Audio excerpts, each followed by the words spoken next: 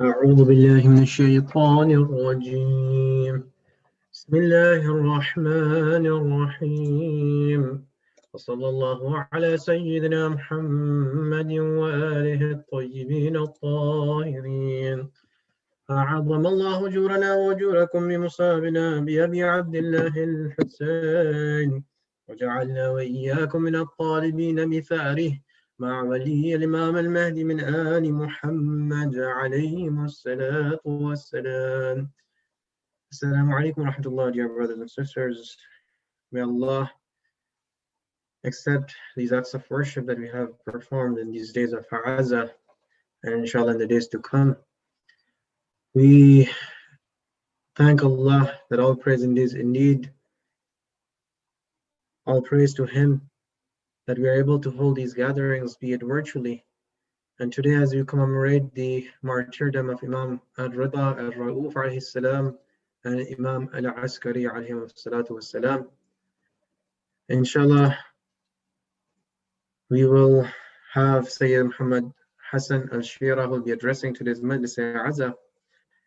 In order to start today's Majlis with the recitation of Surah Yasin, I request Brother Mirdad and Brother Ilyas. Sallu ala Muhammad wa ali Muhammad.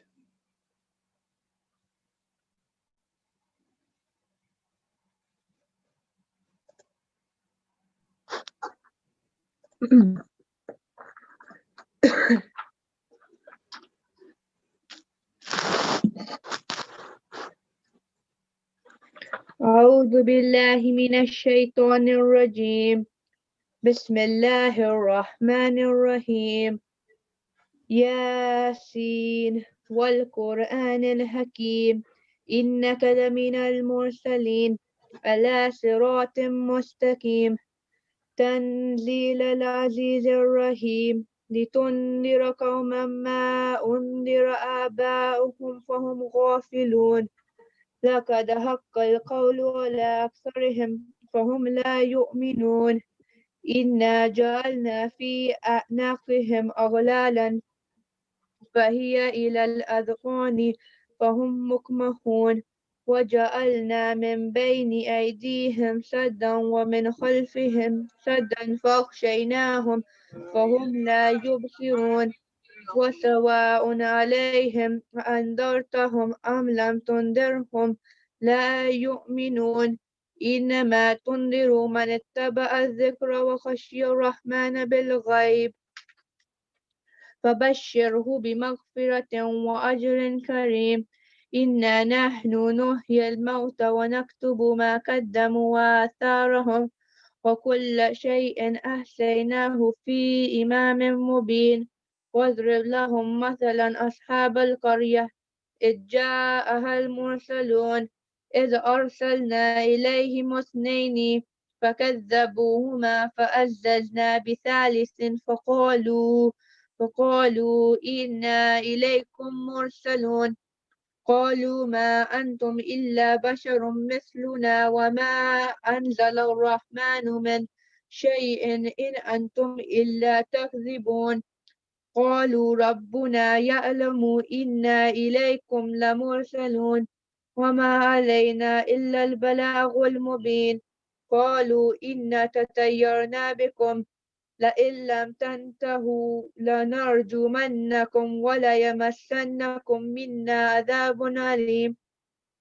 قالوا طائركم معكم أئن ذكرتم بل أنتم قوم مسرفون وجاء من أقصى المدينة رجل يسعى قال يا قوم اتبعوا المرسلين نتبعوا من لا يسألكم أجرا وهم مهتدون وما لي لا أعبد الذي فطرني وإليه ترجعون أتخذ من دونه آلهة إن يردني الرحمن بضر لا تغني عني شفاعتهم شيئا ولا ينقذون إني إذا لفي ضلال مبين إني آمنت بربكم فاسمعون قيل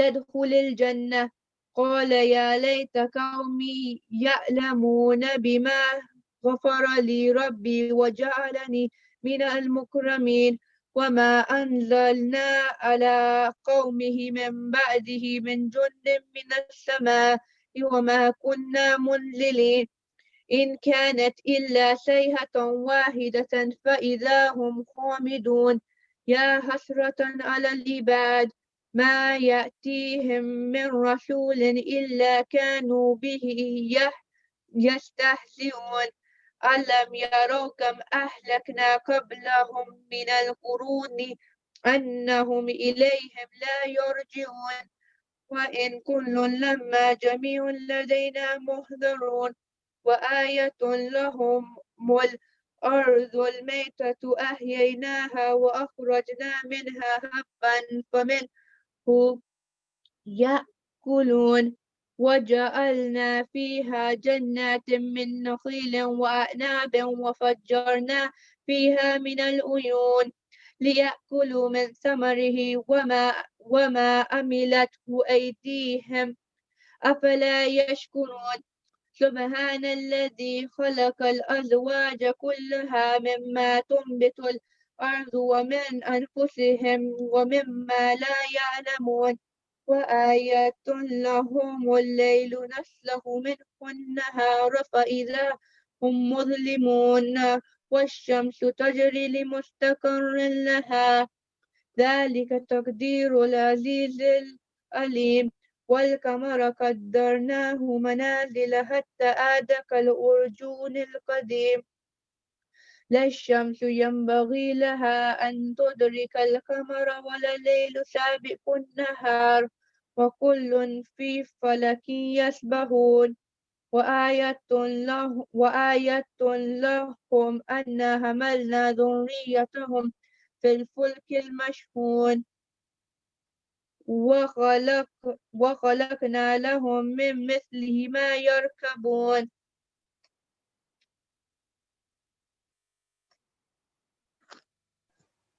أحسن جزاكم الله.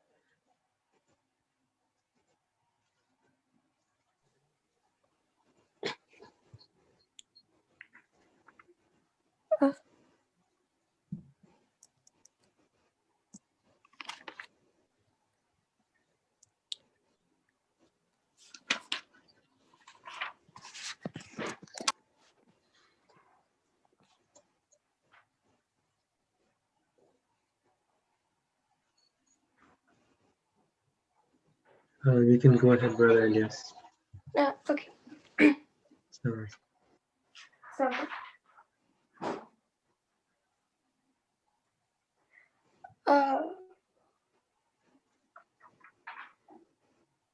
Sorry, one second. No problem. Okay. أعوذ بالله من الشيطان الرجيم بسم الله الرحمن الرحيم وإن نشأ نغرقهم فلا صريخ لهم ولا هم ينقذون إلا رحمة منا ومتاعا إلى حين وإذا قيل لهم اتقوا ما بين أيديكم وما خلفكم لعلكم ترحمون وما تأتيهم من آية من آيات ربهم إلا كانوا عنها معرضين وإذا قيل لهم أنفقوا مما رزقكم الله قال الذين كفروا للذين آمنوا أنطعم من لو يشاء الله أطعمه إن أنتم إلا في ضلال مبين ويقولون متى هذا الوعد إن كنتم صادقين ما ينظرون إلا صيحة واحدة تأخذهم وهم يخصمون فلا يستطيعون توصية ولا إلى أهلهم يرجعون ونفخ في الصور فإذا هم من الأجداث إلى ربهم ينسلون قالوا يا ويلنا من بعثنا من مرقدنا هذا ما وعد الرحمن وصدق المرسلون إن كانت إلا صيحة واحدة فإذا هم جميع لدينا محضرون فاليوم لا تظلم نفس شيئا ولا تجزون إلا ما كنتم تعملون إن أصحاب الجنة اليوم في شغل فاكهون هم وأزواجهم في ظلال على الأرائك متكئون لهم فيها فاكهة ولهم ما يدعون سلام قولا من رب رحيم وامتازوا اليوم أيها المجرمون ألم أعهد إليكم يا بني آدم ألا تعبدوا الشيطان إنه لكم عدو مبين وأن اعبدوني هذا صراط مستقيم ولقد أضل منكم جبلا كثيرا أفلم تكونوا تعقلون هذه جهنم التي كنتم توعدون اصلوها اليوم بما كنتم تكفرون اليوم نختم على أفواههم وتكلمنا أيديهم وتشهد أرجلهم بما كانوا يكسبون ولو نشاء لطمسنا على أعينهم فاستبقوا الصراط فأنى يبصرون ولو نشاء لمسخناهم على مكانتهم فما استطاعوا مضيا ولا يرجعون ومن نعمره ننكسه في الخلق أفلا يعقلون وما علمناه الشعر وما ينبغي له إن هو إلا ذكر وقرآن مبين لينذر من كان حيا ويحق القول على الكافرين أولم يروا أنا خلقنا لهم مما عملت أيدينا أنعاما فهم لها مالكون وذللناها لهم فمنها ركوبهم ومنها يأكلون ولهم فيها منافع ومشارب أفلا يشكرون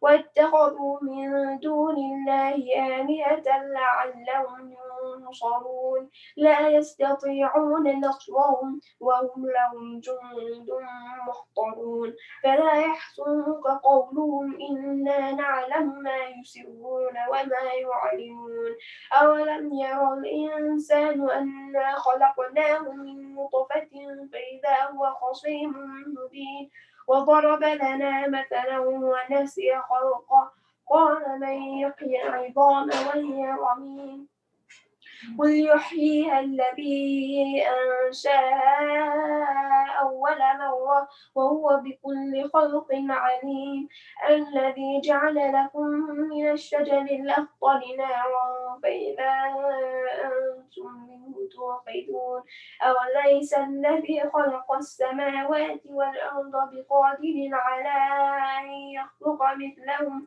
بلى وهو الخلاق العليم إنما أمره إذا أراد شيئا أن يقول له كن فيكون فسبحان الذي بيده ملكوت كل شيء وإليه ترجعون صدق الله العلي العظيم. اللهم صل على محمد وآل محمد وعجل فرجهم. Alhamdulillah, these are our young brothers, Brother Miqdad Huda and Brother Elias Alizi, who are reciting Surah Yasin. And now for the recitation of Dua Kumail, I request Brother Yusuf Rahman and Brother Ali Mahboubi. Sallu ala Muhammad wa ali Muhammad. Allahumma salli.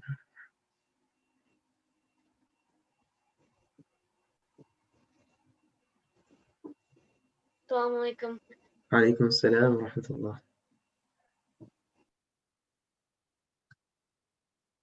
Bismillah. أعوذ بالله من الشيطان الرجيم بسم الله الرحمن الرحيم اللهم إني أسألك برحمتك التي وسعت كل شيء وبقوتك التي قهرت بها كل شيء وخضع لها كل شيء وذل لها كل شيء وبجبروتك التي غلبت بها كل شيء، وبعزتك التي لا يقوم لها شيء، وبعزامتك التي ملأت كل شيء، وبسلطانك الذي على كل شيء، وبوجهك الباقي بعد فناء كل شيء، وبأسمائك التي ملأت أركان كل شيء، وبعلمك الذي أحاط بكل شيء، وبنور وجهك الذي أزاله كل شيء. يا نور يا قدوس، يا نور يا قدوس، يا نور يا قدوس، يا أول الأولين ويا آخر الآخرين. اللهم اغفر لي الذنوب التي تحتك العصام، اللهم اغفر لي الذنوب التي تنزل النقام، اللهم اغفر لي الذنوب التي تغير النعام، اللهم اغفر لي الذنوب التي تحبس الدعاء، اللهم اغفر لي الذنوب التي تقطع الرجاء، اللهم اغفر لي الذنوب التي تنزل البلاء، اللهم اغفر لي كل ذنب أذنبت وكل خطيئة أخطأتها. اللهم إني أتقرب إليك بذكرك واستشفع بك إلى نفسك، وأسألك بجودك أن تدنيني من قربك، وأن توزيني شكرك، وأن تلهمني ذكرك. اللهم اللهم إني أسألك سؤال خازي متذلل خاشع، أن تسامحني وترحمني وتجعلني بقسمك راضيا قانعا، وفي جميع الأحوال متواضعا. اللهم وأسألك سؤال من اشتدت فاقته وأنزل بك أن الشدائد هاجته، وأزم فيما أنك رغبته.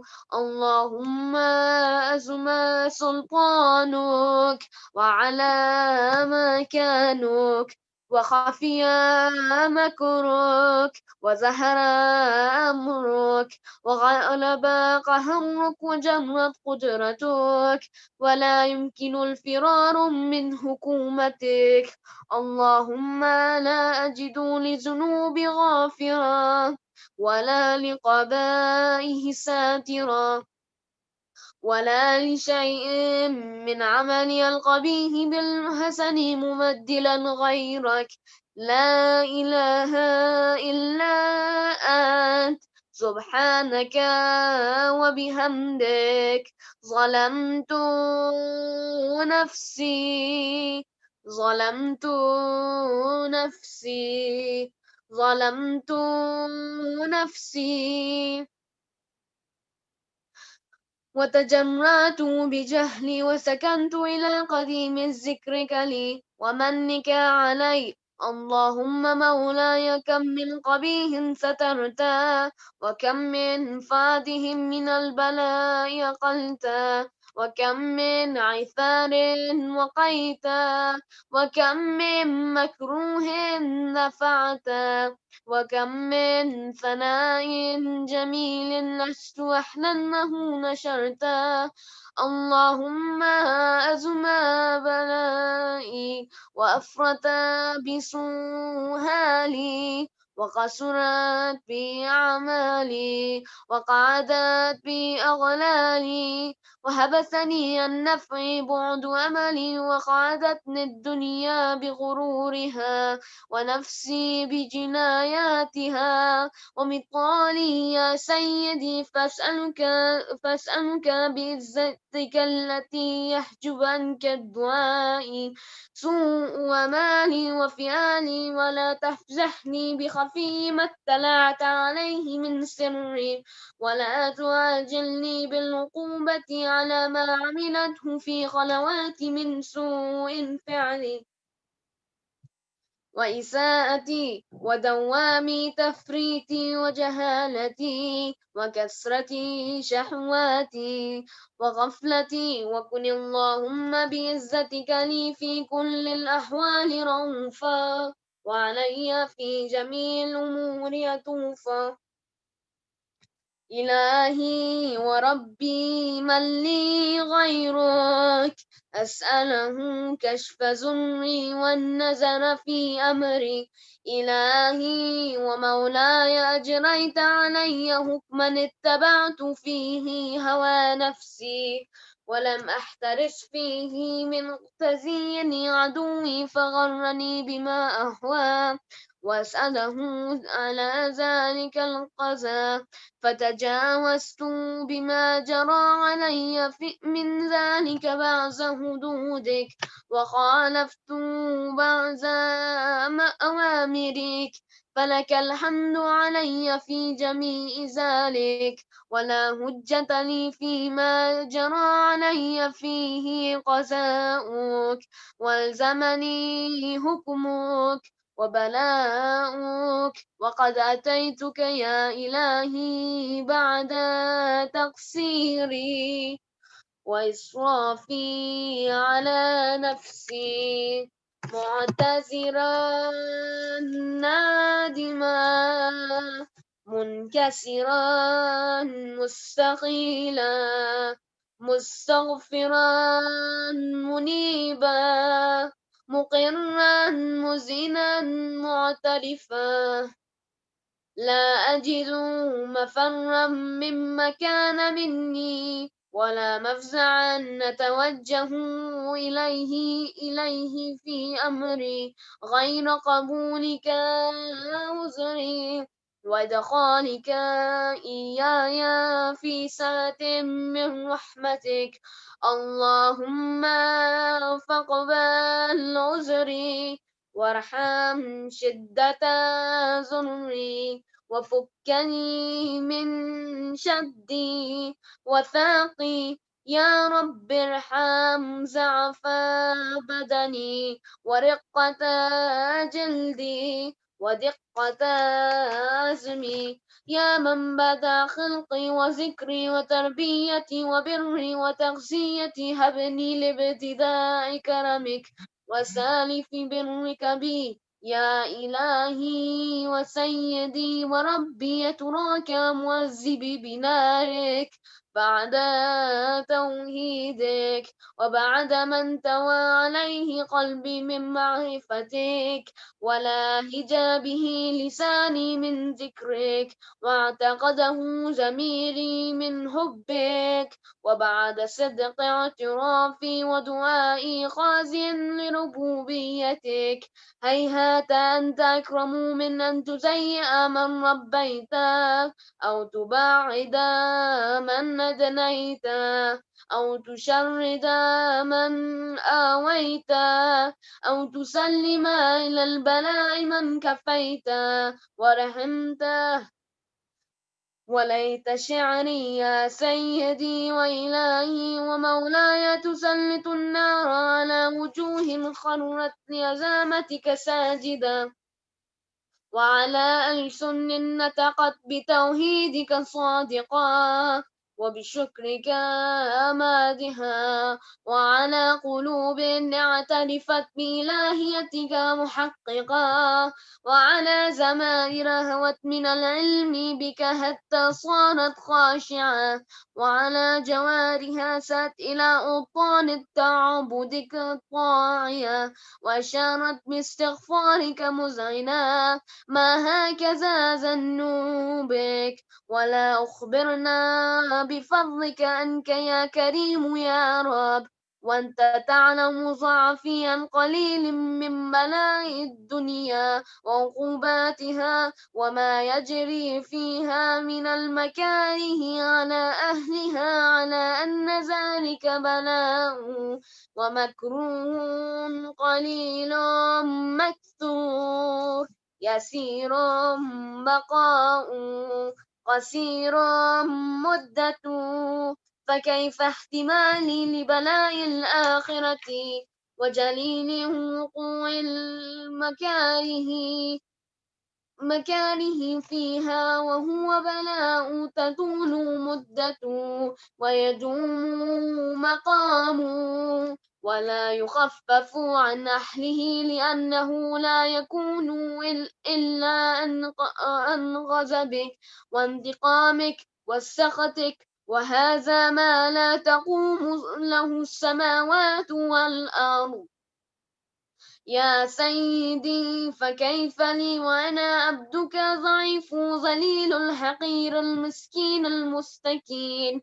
يا إلهي وربي وسيدي ومولاي، لأي الأمور إليك أشكو، ولما منها أذج وأبكي، لأليم العذاب وشدته أم لطول البلاء ومدته، فلئن سيرتني للعقوبة مع أعدائك، وجمعت بين وبين أهل بلائك، فرقت بين وبين أحبائك وأوليائك، فهبني يا إلهي وسيدي ومولاي وربي، صبرت على عذابك، فكيف أصبر على فراقك؟ وهبني صبرت على هر نارك، فكيف أصبر عن النظر إلى كرامتك؟ أم كيف أسكن في النار ورجائي فوق؟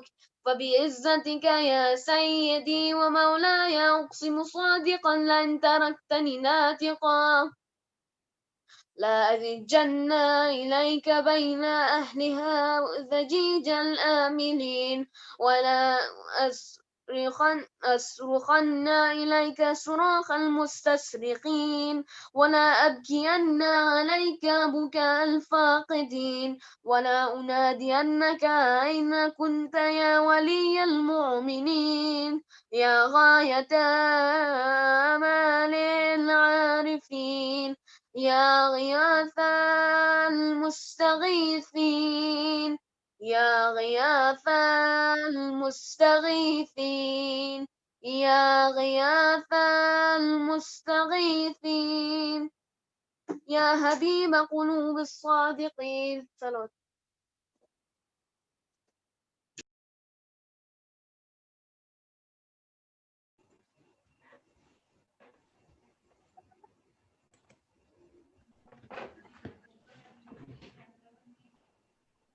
بسم الله الرحمن الرحيم. ويا إله العالمين، أفتراك سبحانك يا إلهي وبحمدك تسمع فيها صوت عبد مسلم سجن فيها بمخالفته، وذاق طعم عذابها بمعصيته، وهبس بين أطباقها بجرمه وجريرته، وهو يضج إليك ضجيج مؤمل لرحمتك، ويناديك بلسان أهل توحيدك، ويتوسل إليك بربوبيتك. يا مولاي فكيف يبقى في العذاب وهو يرجو ما سلف من حلمك؟ أم كيف تعلمه النار وهو يأمل فضلك ورحمتك؟ أم كيف يحرقه لهيبها وأنت تسمع صوته وترى مكانه؟ أم كيف يشتمل عليه زفيرها وأنت تعلم ضعفه؟ أم كيف يتقنقن بين أطباقها وأنت تعلم صدقه؟ أم كيف تزجره زبانيتها وهو يناديك يا ربه؟ أم كيف يرجو فضلك في عتقه منها فتتركه فيها؟ هيهات ما ذلك ظن بك، ولا المعروف من فضلك، ولا مشبح لما عملت به الموحدين من برك وإحسانك. فباليقين أقطع لولا ما هكمت به من تعذيب جاهديك، وقضيت به من إخلاد معانديك، لجعلت النار كلها بردا وسلاما، وما كان لأحد فيها مقرا ولا مقاما، لكنك تقدست أسماؤك أقسمت أن تملها من الكافرين من الجنة والناس أجمعين، وأن تخلد فيها المعاندين، وأنت جل ثناؤك قلت مبتدعا، وتطولت بالإنعام متكرما. أفمن كان مؤمنا كمن كان فاسقا لا يستهون. إلهي وسيدي فأسألك بالقدرة التي قدرتها وبالقضية التي حكمتها وحكمتها وغلبت من عليه أجريتها أن تحب لي في هذه الليلة وفي هذه الساعة كل جرم أجرمته، وكل ذنب أذنبته، وكل قبيح أسررته، وكل جهل عملته، كتمته أو أعلنته، أخفيته أو أظهرته، وكل سيئة أمرت بإثباتها الكرام الكاتبين الذين وكلتهم بحفظ ما يكون مني، وجعلتهم شهودا علي مع جواره، وكنت أنت الرقيب علي من ورائهم والشاهد لما خفي عنهم، وبرحمتك أخفيته وبفضلك سترته، وأن توفر حظي من كل خير أنزلته أو إحسان فضلت، أو بر نشرت، أو رزق بسطت، أو ذنب تغفر، أو خطأ تستر. يا ربي يا ربي يا رب، يا ربي يا ربي يا رب، يا ربي يا ربي يا رب، يا إلهي وسيدي ومولاي ومالك رقي، يا من بيده ناصيتي، يا عليما بضري ومسكنتي، يا خبيرا بفقري وفاقتي، يا ربي يا ربي يا رب، يا ربي يا ربي يا رب، يا ربي يا ربي يا رب، أسألك بحقك وقدسك وأعظم صفاتك وأسمائك أن تجعل أوقاتي من الليل والنهار بذكرك معمورا، وبخدمتك موصولا، وأعمالي عندك مقبولا، حتى تكون أعمالي وأورادي كلها وردا واحدا، وهالي في خدمتك سرمدا. يا سيدي يا من عليه معولي، يا من إليه شكوت أحوالي، يا ربي يا ربي يا رب، يا ربي يا ربي يا رب، يا ربي يا ربي يا رب، قو على خدمتك جواره، واشتد على العزيمة جوانه، وحبل الجد في خشيتك، والدوام في الاتصال بخدمتك، حتى أصرح إليك في ميادين السابقين، وأسرع إليك في البارزين، وأشتاق إلى قربك في المشتاقين، وأدنو منك دنو المخلصين، وأخافك مخافة الموقنين، وأجتمع في جوارك مع المؤمنين. اللهم ومن أرادني بسوء فأرد، ومن كادني فكد، واجعلني من أحسن عبيدك نصيبا عندك، وأقربهم منزلة منك، وأخفهم زلفة لديك، فإنه لا ينال ذلك إلا بفضلك، وجد لي بجودك، واعطف علي بمجدك، واحفظني برحمتك، واجعل لساني بذكرك لهجا، وقلبي بحبك متيما، ومن علي بحسن إجابتك، وأقلني عثرتي، واغفر زلتي، فإنك قضيت على عبادك بعبادتك، وأمرتهم بدعائك، وضمنت لهم الإجابة.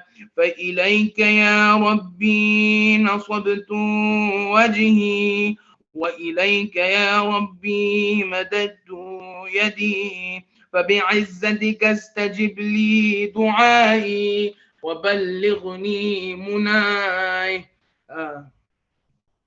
ولا تقطع من فضلك رجاي، واكفني شر الجن والإنس من أعدائي، يا سريع الرضا، يا سريع الرضا، يا سريع الرضا، اغفر لمن لا يملك إلا الدعاء، فإنك فعال لما تشاء، يا من اسمه الدواء، وذكره شفاء، وطاعته غنى، ارحم من رأس ماله وجا، وسلامه البكاء، يا سابغ النعم، يا دافع انتقام، يا نور المستوحشين في الظلام، يا عالما لا يعلم،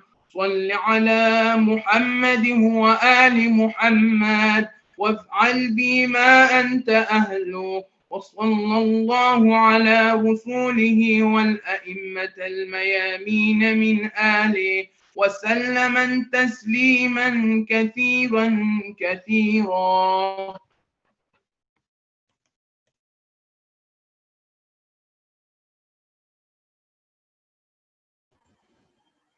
الفاتحة.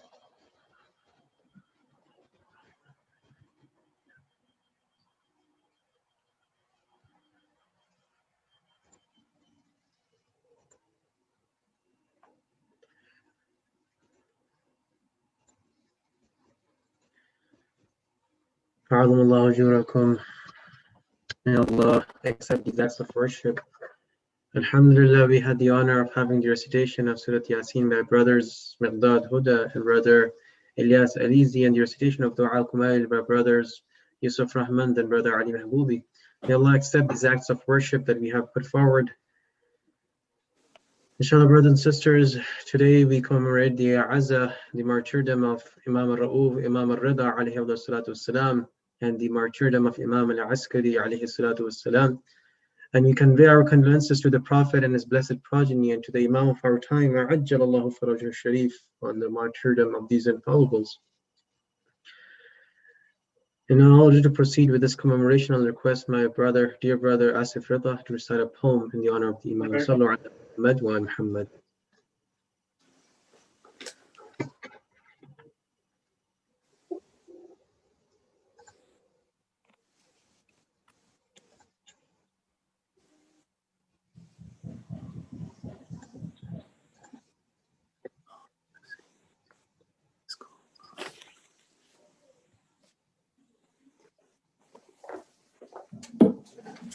Muhammad wa ali Muhammad salawat. Allahumma salli ala Muhammad wa ali Muhammad.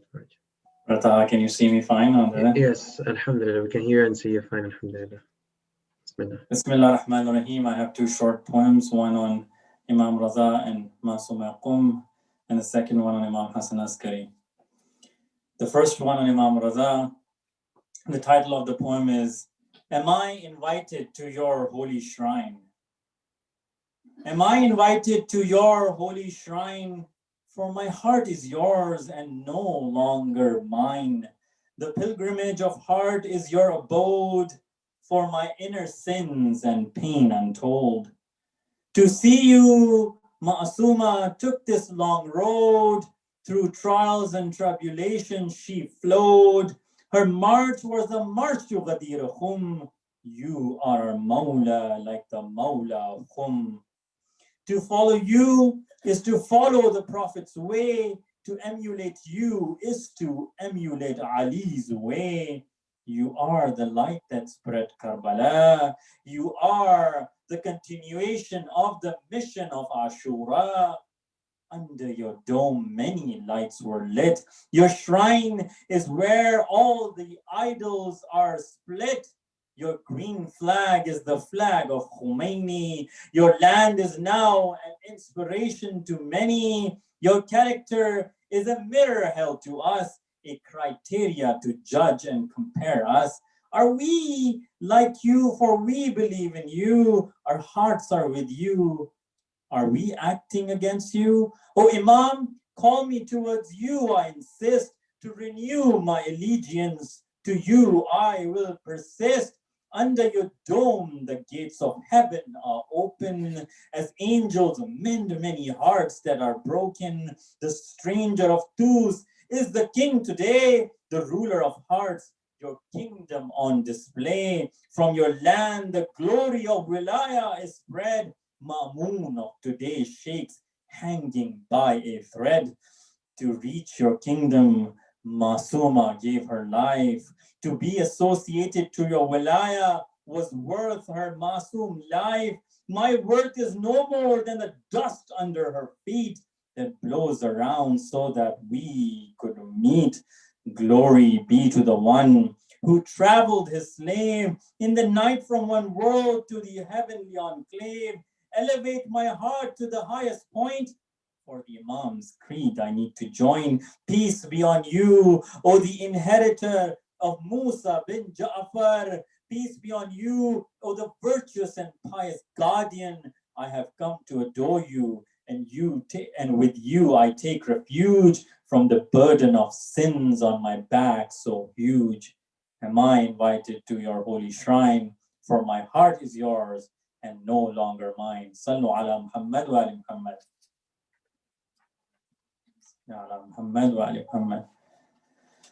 The next poem is on Imam Hassan Askari alayhi salam. Shall I tell you about a man?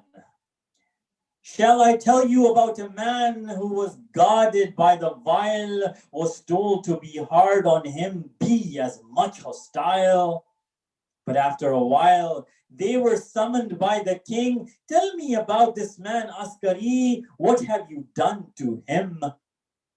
These men said, we were evil once, but not anymore. We were wicked like you, but not anymore. The king said, shame on you, and no favors anymore. What has Askari done to you? Changed your inner core. What can we say about a man who fasts all day, stands all night in prayers, in his Lord's obey? When he looks at us, our limbs shake in his awe and fear. When the Abbasid king heard this, was left in despair. The king confided in his son, this is the Alawi Imam. He has high morals and devotion. This is the Alawi Imam. If he did not snatch this leadership for us, Askari would rule, for he is worthy over us. They locked him in his house, forbid him to speak, summoned him Mondays and Thursdays every week. But the signs of Allah cannot be hidden, for his son Mahdi will reflect us your position. They poison the ummah by keeping them from you, kill their morality by not going through you. You were left poisoned, surrounded with enemies, the evil and unjust caliph's accessories.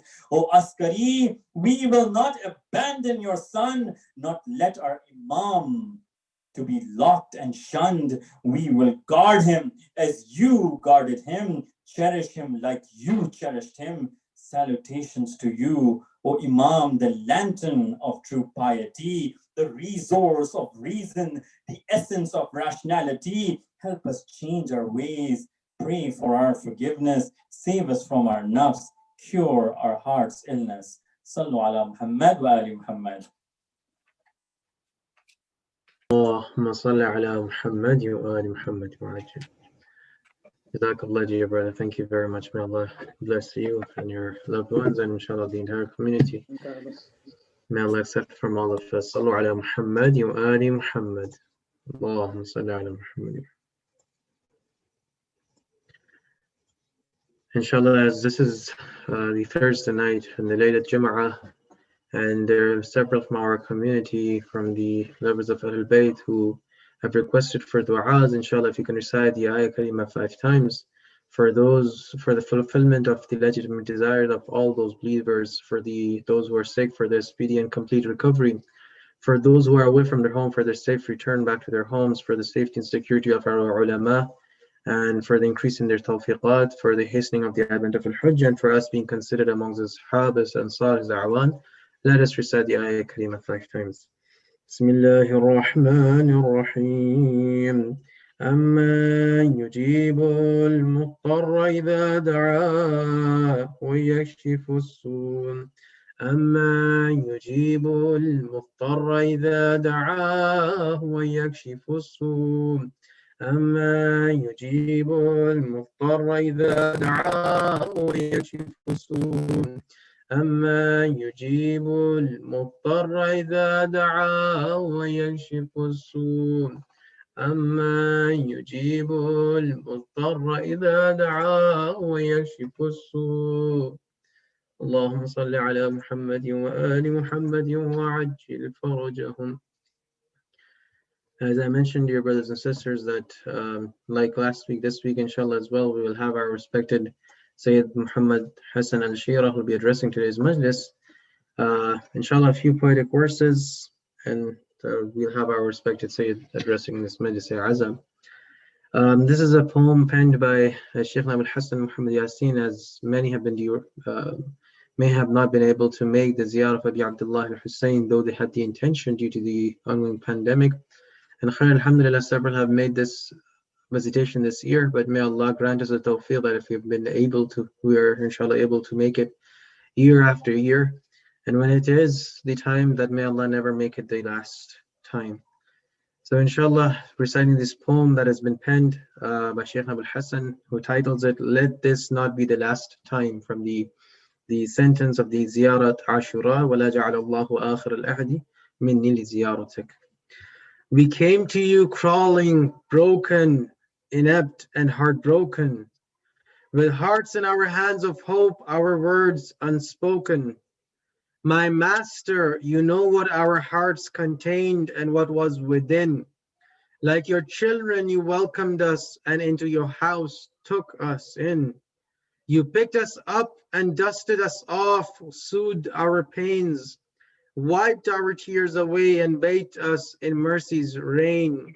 Your generosity knows no bounds except the limit of both realms. Your kindness and love, the souls, it always overwhelms. And now once again, sadness overcomes me like an intense downpour. Bidding you adieu brings with it pain, and within my soul an uproar. Let this not be the last time I cast my eyes upon your golden dome. Without your light in a desolate darkness will I be destined to roam. And so, my master, until God wills me to this paradise on his earth, life will go on, and the hope to visit you again will determine its worth. Life will go on, and the hope to visit you again will determine its worth. Sallu ala Muhammad wa ali Muhammad.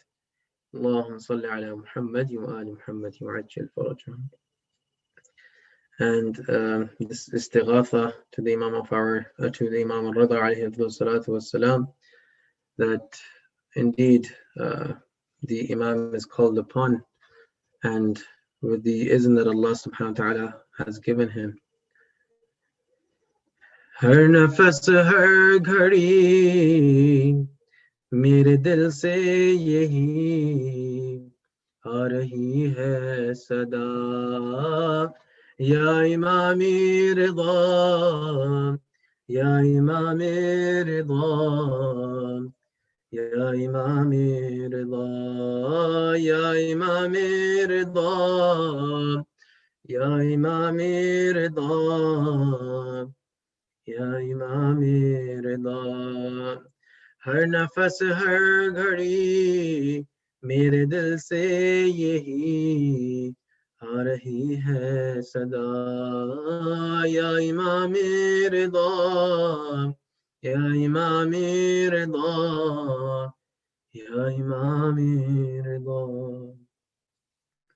تیری عظمت پہ بھلا کیوں نہ دلالت بنتا تیری عظمت پہ بھلا کیوں نہ دلالت بنتا شیر قالین کا کس طرح نہ زندہ ہوتا ہے حقیقت یہی تیری مرضی میں ہی ہے خدا کی رضا یا امام رضا یا امام رضا یا امام رضا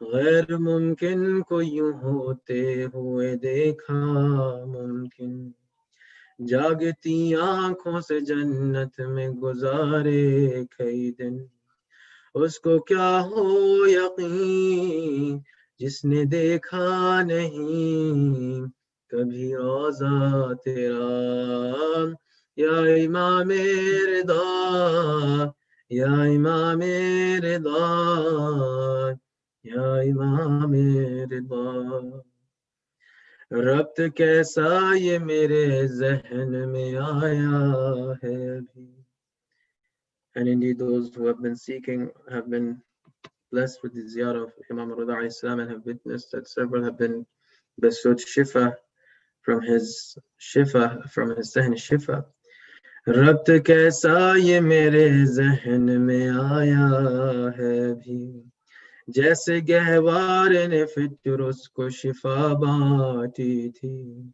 ویسے ہی روز و شب بانٹتا ہے شفا تیرا سہن شفا یا امام رضا یا امام رضا یا امام رضا یا امام رضا یا امام رضا ya Imam Rida. And as how my dear brother Asif had mentioned that indeed the heart lies over there.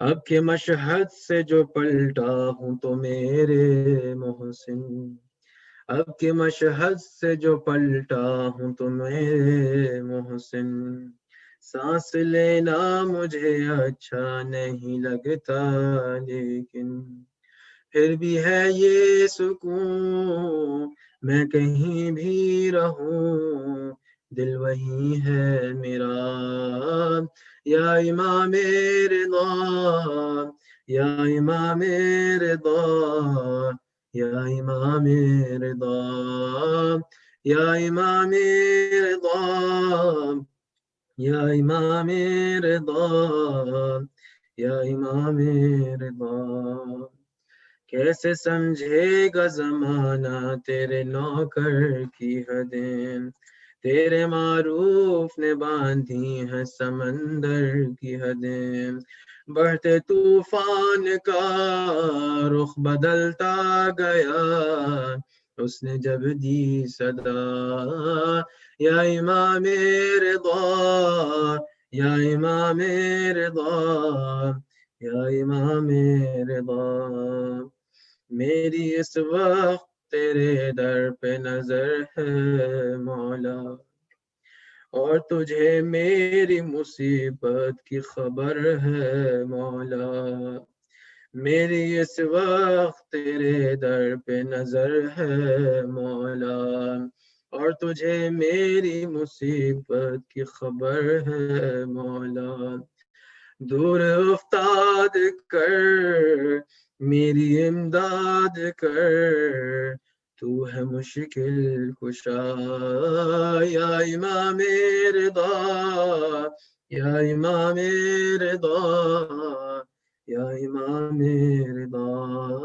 یا امام رضا یا امام رضا یا امام رضا इल्तिजा आपसे करता हूँ इमाम हश्र, उनके सदक़े में जिन्हें कहते हैं मासूम क़ुम, उनके सदक़े में जिन्हें कहते हैं मासूम क़ुम, जो परेशान है जल्द कर दीजिए उसकी हाजत रवा, या इमाम रिदा, या इमाम रिदा, या इमाम रिदा, जीते जी जान से अपनी मैं गुजर जाऊंगा, जल्द मशहद न बुलाओगे तो मर जाऊंगा। ऐ इमामे गरीब तुम हो मेरे तबीब, जल्द कर दो दवा। ऐ इमामे गरीब तुम हो मेरे तबीब, जल्द कर दो दवा। या इमामे रिदा, या इमामे रिदा, या इमामे रिदा। صلوا على محمد وآل محمد وعجل فرجهم ولعن أهلك أعداءهم أجمعين. Inshallah, brothers and sisters, with this, without any further ado, as I had mentioned, we have our respected Sayyid Mohammed Hassan Alsheraa, who will be addressing this Majlis Azza. Inshallah, I'll request our respected speaker to address this Majlis. Sallu ala Muhammad wa ali Muhammad.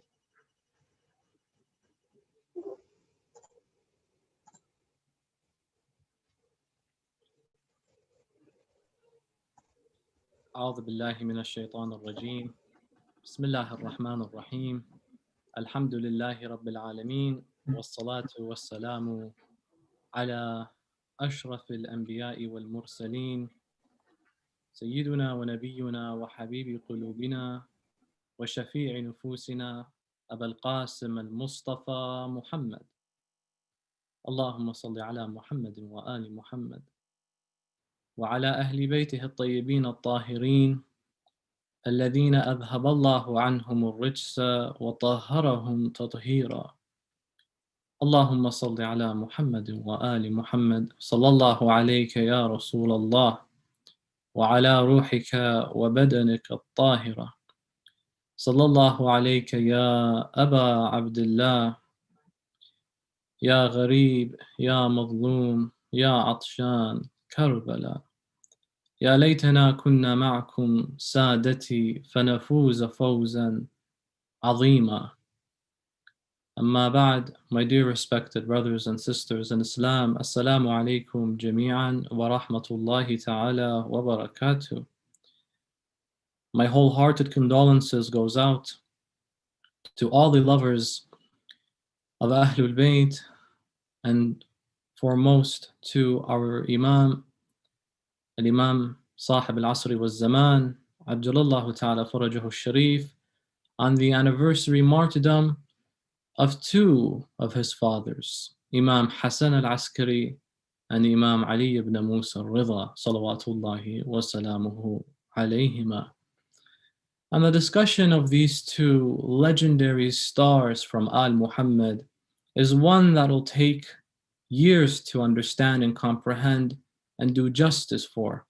However, with the short amount of time we have, let's examine a glimpse from the galaxy that is al-Rida and al-Askari. For indeed, without a shadow of doubt, they are the most influential figures in their time period. They are the greatest scholars in their time period. They were the biggest humanitarians in their time period, bar none. And when we examine the phenomenon that is Imam of Ahlul Bayt, no one can come near their knowledge, no one can come near their altruism, their insight, and their foresight. Let's examine a glimpse from the world of Imam al-Rida alayhi salam as well as Imam al-Askari. Indeed, being lovers of Ahlul Bayt, it is expected upon us to at least share some knowledge between each other, one another, about these great figures. Imam al-Askari alayhi salam is the father of the Imam of our time. Lived a life that was filled with oppression, yet managed to change the status quo and formulate a society that'll serve as the backbone and foundation for the Imam that we all follow today, his son.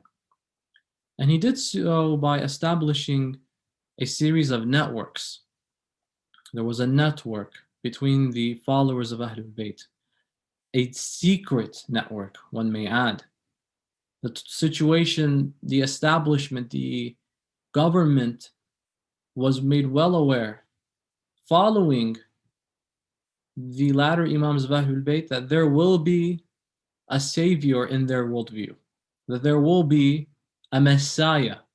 That is something they acknowledged, these establishments, these corrupt establishments.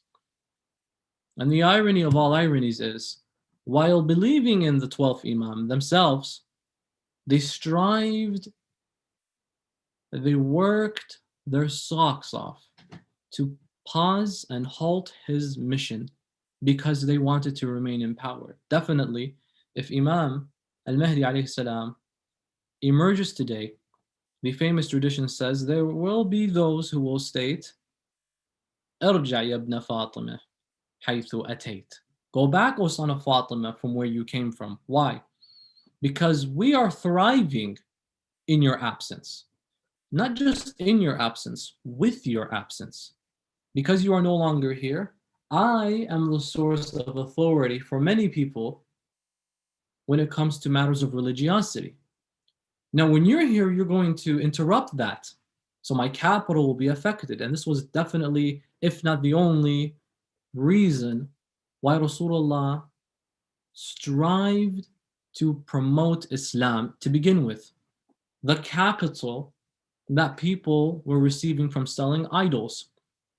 Ask yourself the question, can anyone truly believe idols are gods, statues are gods, iconography that you made with your own hands? No one is that foolish to say that's Allah. However, Surah Al-Yasin mentions, لِتُنذِرَ قَوْمًا مَا أُنذِرَ آبَاؤُهُمْ فَهُمْ غَافِلُونَ. You're trying to guide a group of people, their forefathers weren't guided. They not necessarily believe in it, but this is difficult to let go of our standard, our social norm. My dad has been doing this. His father has been doing this. His father has been doing this. So it's very difficult to forego this act. Yeah, I may not necessarily get it, but it's an insult to let go of this. And so Rasulullah strived to make this a point, that you're a human being. You have been gifted and endowed with an intellect no other creation has been given. Take advantage of it. People's capital, however, came in the way. No, because we make a profit out of this. Likewise, Sahib al-Amr, Imam al-Mahdi al-Muntadhar, Ajjalallahu ta'ala farajahu sharif, same way. People will contest. Not now. You're going to interrupt my capital. There are those who thrive in the absence of the Imam. Not just in, we mentioned, with the absence of the Imam. And the hadith already foreshadowed, there will be individuals who say, go back. I can't handle this. We can't, it doesn't work for us. To formulate a foundation rich enough, ripe enough, that the Shia world can handle such a figure, this responsibility laid on the shoulders of the father of our current Imam, Imam al-Askari alayhi salam, by establishing the series of networks he had.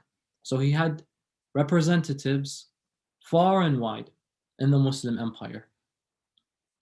In Khurasan, he had representatives in Ahwaz, in Qom, in Basra, in the Arabian Peninsula, Medina, Iraq, Samarra, north of Samarra as well, up north of Iraq actually. He had representatives, traditions indicate, in the Byzantine Empire at the time, and he would send representatives, such that in the advent of Imam al-Mahdi, there will be individuals ready to go to support our holy Imam.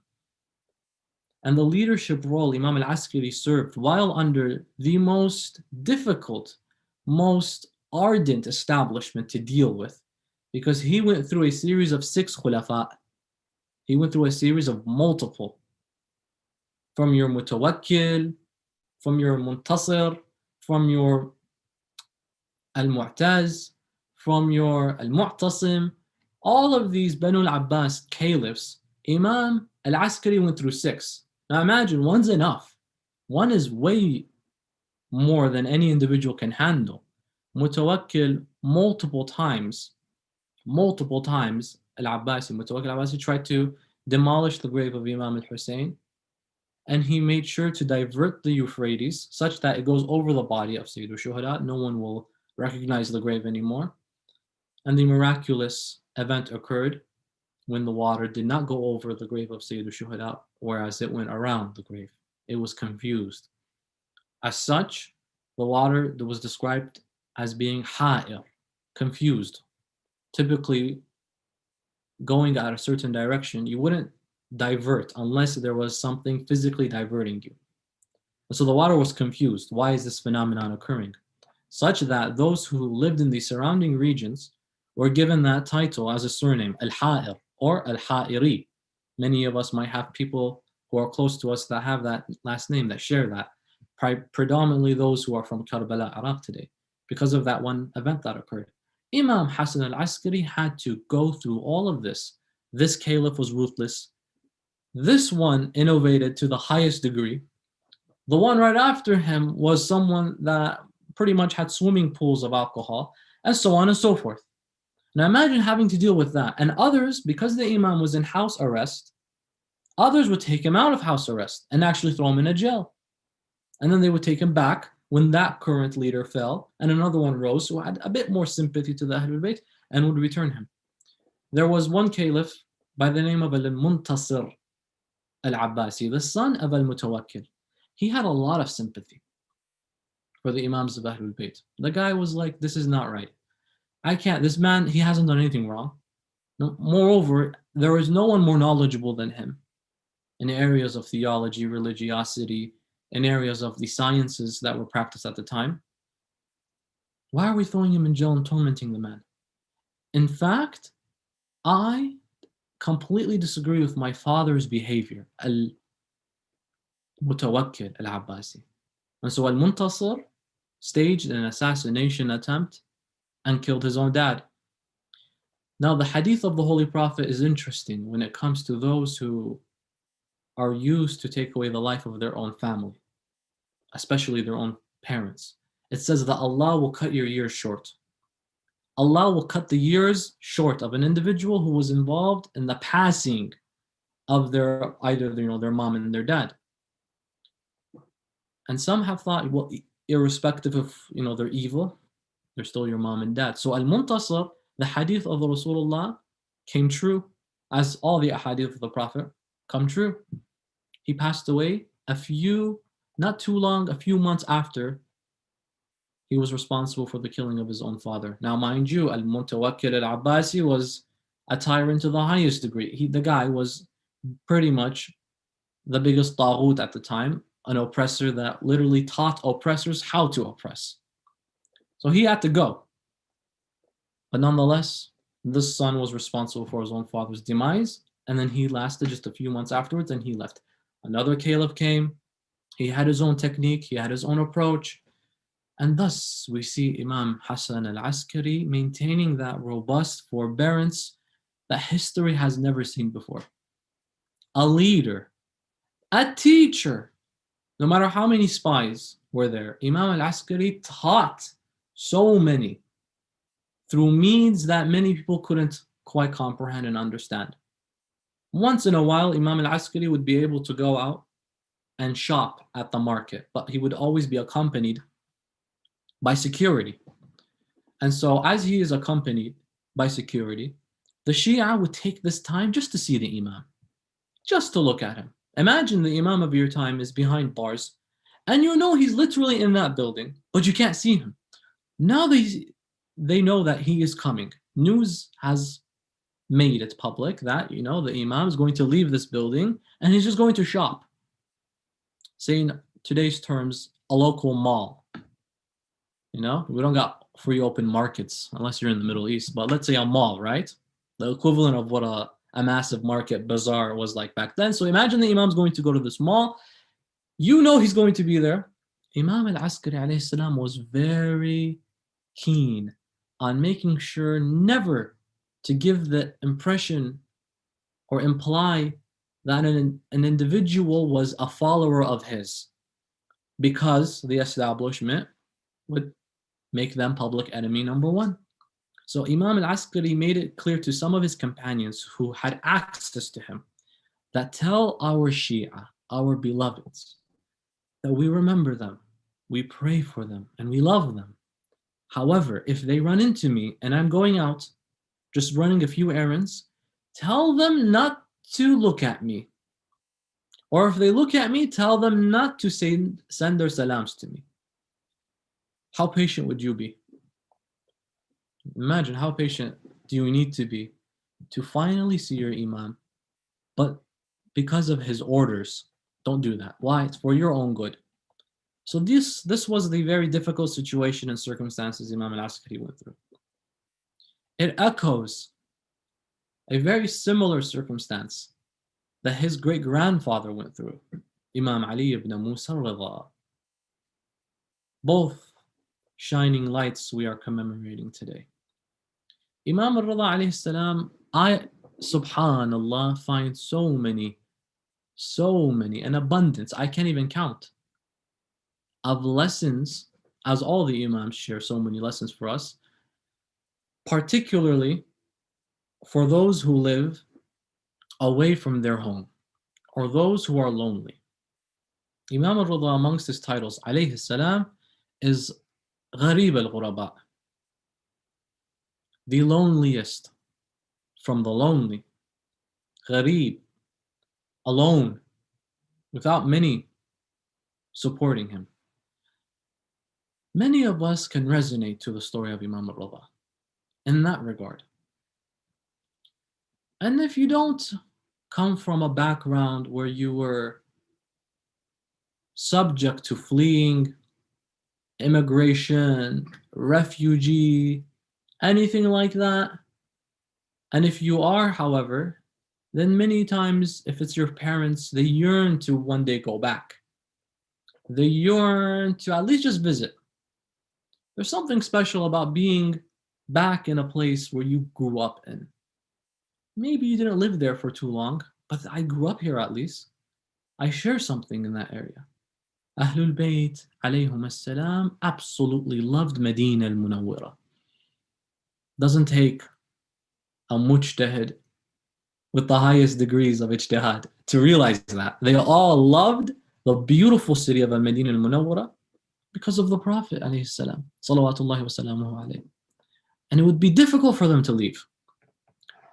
Now imagine you're in this situation where you're compelled to leave because of a ruler who wants to improve his public image by publicly stating that the biggest Shi'i authority, Ali ibn Musa al-Rida, will now be my successor. So everyone, take that into consideration when you come to evaluating how righteous is the current ruler. Act of hypocrisy, definitely. Because if you truly believed Imam al-Rida alayhi salam was deserving of leadership, then Habibi, step aside, walk away, let the Imam alayhi salam take lead and take charge. Many people bring this example that Umar bin Abdul Aziz, the Umayyad Caliph, who followed the advent of Imam Muhammad al-Baqir up until Imam al-Sadiq alayhi salam, it was very good to the Ahlul Bayt. The man, first and foremost, halted the cursing of Amir al-Mu'mineen alayhi salam as instituted by Bani Umayyah. Then ironically you have an Umayyad, Umar bin Abdul Aziz, who stops it. Great. Secondly, he returned the land of Fadak back to the Ahlul Bayt when it was usurped from them. It's good. Fourthly, he began to give pension to the Ahlul Bayt. Thirdly, he began to give pension to the Ahlul Bayt, alayhum assalam, sending them money, trying to provide for them. Okay. And as the hadith indicates, the people of this earth praise him, but the people and the inhabitants of the heavens curse him. If you were genuine in your behavior and in your intention, then you would walk away and let Imam al-Baqir take charge. When you are in charge of a position of authority or of governance, in the presence of he who is more competent, you are saying you are more qualified for this position than that individual. It doesn't matter if you give them high positions in government, in the system, in the company, in the organization, no matter how high, if they don't get what they deserve, then you're not being just. Likewise, Ma'mun did this exact tactic. He's like, you know what, Imam al-Rida, being the authority for every Shi'i in the world, I need their support. The Shia are now widespread. I can't just be in war with them. We saw what happened when we fought them. For years, history books, until the Day of Judgment, will continue to condemn all those who were in animosity with the Ahlul Bayt. Okay, I'm not doing that. I'm going to make him my successor, my Wali Ahad. And he did so. He compelled the Imam, and he forced him. And he took Imam al-Rida from Medina al-Munawwara when he was 53 years old. If we recall the history and timeline, in the annals of history, Imam al-Rida was 55 when he was martyred. How many stories have you heard? Now, remind yourself right now. How many stories have you heard from Imam al-Rida alayhi salam in Mashhad, modern day Mashhad, when he was in Mashhad? From the debates to the beautiful anecdotes, from the beautiful moments in which the Imam interacts with this individual, with this destitute, with this person, when he uplifts and provides beautiful spiritual advice to that person, when he writes his golden medical dissertation, all of this in just the last 2 years of the Imam's life. 53 years in Medina, 2 years in Mashhad. Everything we know, a vast majority, from Imam al-Rida's life comes from the last 2 years. Why is that the case? Well, when you're in Medina and you're under Abbasid sanctions, then you're never going to be able to have your teachings spread far and wide. Limited. You're sanctioned. You know, no one's going to dare spread your teachings if you are considered, you and your forefathers were all enemies to the state. You can teach all you want, but you're never going to have your words go far. Therefore, you find when he became the successor to the current leader and the establishment, Imam al-Rida then had his words able to spread the globe internationally. I mean, you're the successor to what is probably arguably the biggest Islamic empire, the biggest empire at the time in the world. Because Islam, Islamic nation, spread from the far west of Spain to the far east of India, bordering Kashmir, China. It was all under the Muslim empire. The successor to this big part of the world, literally almost half of the world, is Imam Ali ibn Musa al-Rida. It's a big position. What you say will be recorded. And Imam al-Rida took this to his advantage. And he began teaching. And he began instructing. And he began writing. And he began to deliver the beautiful prophetic sermons way back when, during the time of Rasulullah sallallahu alaihi wasallam, and revive them. Many such traditions were non-existent anymore. Many of the ahadith from the Holy Prophet were burned, were destroyed. And Imam al-Rida brought them back. When you have a big platform like governance, and you know, down here in the States, we're going through a really big election. When you have such a big platform, everyone's eyes is on you. what's his next word? What's he going to say? What's next? Especially if you're in line to leadership. SubhanAllah. I mean, this is all happening right now in contemporary time. Look at the candidates. Everything they say is recorded. Literally everything. From the jokes to the side comments to even the sarcasm and they're all studied and scrutinized. What did he really mean when he said that? Is that true? Have you guys remember in the first presidential, most of you are my beloved brothers and sisters from Kitchener, Canada, Waterloo in Canada, right? But if you guys were watching in the first debate between the two candidates here in America, one of them said inshallah, and the whole Muslim Twitter went crazy. Did he say inshallah? What? It's quite sad to see that, as cool as that was probably, it's quite sad to see that our pretty much only form of representation happens when someone evokes or invokes a term used sarcastically. It wasn't even used literally, it was used sarcastically. And many of the Muslims felt like, well, now we have some representation. Well, this is good. At least spread the word. Indirect da'wah. And many news outlets were reporting this at the smallest. It was just a sarcastic term people use, because there are variants of that term. Inshallah, literally, and inshallah, like I'll do it later, which means never. And so, that was pretty funny. And what had happened was articles were written. Articles and segments on CNN and other major media platforms were reporting this. Did he really say that? What did he mean, etc.?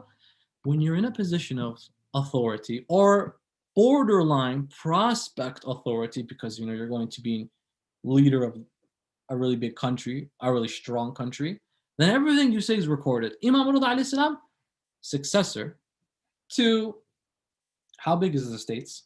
Pretty big. Not as big as from the far west of Spain to the far east of India, bordering Kashmir, China, right? The man's words were totally under the spotlight. Now, of course, you don't have means of media like we do today when you're at that time in the 9th century. But still, everyone heard. The word would spread. And Imam Rida took this to his advantage. How many of us have looked into Imam Rida's golden medical dissertation? A compendium of spiritual / medical advice that researchers study and examine what were the remedies used back then to address many illnesses, such as headaches, flu, virus, to address problems internally, externally. Many of them, these remedies, involved spiritual behavior. So while you take this, and this is a beautiful lesson for all of us, Imam Rida teaches, while you take this regimen of medicine, this dosage, don't forget to invoke Rabbul Alameen, for he is the one ultimately healing is in his hands. And the beautiful lines of Dua Kumail that, mashallah, we had the recitation of earlier, may Allah bless all those who participated. You find the lines, Ya man ismuhu dawa, oh, whose name is medicine, wa dhikruhu shifa, and his remembrance is healing, wa ta'atuhu ghina, and his obedience is my source of capital, is my wealth. Irham min ra'su malihi al-raja wa silahuhu al-buka. Have mercy upon the one whose only source of capital is hope, and his means of defense, his weapon, are his tears. The most powerful words you will ever hear. The most powerful. His name is my medicine. His remembrance is my healing, because what's the point of medicine if it doesn't do its job? You want it to work and heal. Think of it this way. What's the next step? You take it, are you done? Day one, are you healed? You may not be. So you need to go back at times. considering that. And then we're going to use a lot of contemporary examples, inshallah, just, to provide a more relevant situation that you can visualize. In the pharmaceutical industries, quite expensive here in the States, at least. And in Canada, mashallah, it's a lot. Even in these debates, I'm always going back to these debates. It's because it's the thing that's happening right now. A lot of the topic and discussion is, we'll compare it to Canada. They're doing much better. Something you can buy for $2 over there is like $200 here, and it's the same. Insulin prices, stuff like that. So you need wealth. وَطَاعَتُهُ غِنَى, and his obedience is my source of wealth. You can go back and get more of that I need. What medicine are the Imams referring to here? The medicine of hope. أَرْحَمَ الرَّأْسُ مَالِهِ الرَّجَاء. His only source of capital is hope. وَسِلَاحُهُ الْبُكَاء. Imam Rida teaches this when he provides the world, using such a big, amazing, powerful platform such as governance, leadership, by stating, if you take something, a medicine or a drug, that you hope, inshallah, will heal you, don't forget the spiritual medicine alongside it. So he'll suggest a dua. When you take this for your head, read a dua with it. When you take this for your stomach, you probably are dealing through pains, there's another dua you can recite. Look it up. Imam Rida's golden medical dissertation, a compendium of wonderful work. And not just that, certain foods to consume during specific seasons, and remedies that span from ointments to aromatherapy. Many beautiful techniques, all given from the Imams of Ahlul Bayt, alayhim as-salatu was-salam. Imam Rida took this and he made it the point of interest. He took it for his advantage. A lesson for all of us. If you are not happy with the status quo, then be active. Go out there. Activism. It'll heal many things. Number one, if you are struggling with loneliness, as the Imam showed us, you could be lonely and it hurts to leave your origin. But take my example. Practical lessons, inshallah ta'ala. Those who are struggling with loneliness, remember that loneliness is not equal to being alone. Just because you are lonely, it doesn't mean you are alone. Do you have to necessarily see someone in order to resonate with them? No. But the thought in mind that there are other people going through this just like me is comforting, is very comforting. Loneliness, remember this, Imam Rida showed us, is not equal necessarily as being alone. No matter how lonely Imam Rida was, alayhi salam, far away from his family, the farthest Imam from amongst the Imams of Ahlul Bayt, buried in the mountains, the mountain region of Mashhad, northeast, modern day Iran. Yes, lonely, but never alone. Why?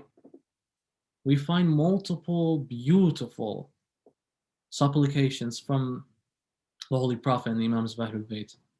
If you look at du'as like Dua Joshan, al-Kubra or al-Kabira, and if you look at other supplications attributed to the Imams and even prophets of God such as Prophet Musa,